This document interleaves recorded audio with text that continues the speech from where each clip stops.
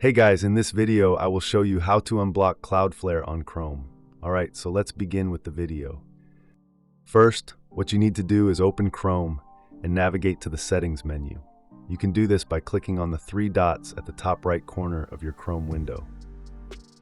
Once you're in Settings, look for the Privacy and Security section and click on it. Within the Privacy and Security section, you'll see an option labeled Delete Browsing Data. Clicking on that will bring up a window with several options.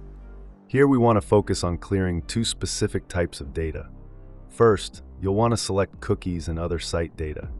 This option will remove all the stored data that websites save in your browser. Next, select cached images and files. Once you've made your selections, go ahead and click on the Delete Data button. Don't worry about losing important information. Clearing cookies may log you out of some sites, but it generally doesn't delete anything vital. After you complete these actions, it's important to restart Chrome to ensure that all changes take effect properly. Simply close the browser completely and then open it again. This helps to start anew with all those old session details having been washed away.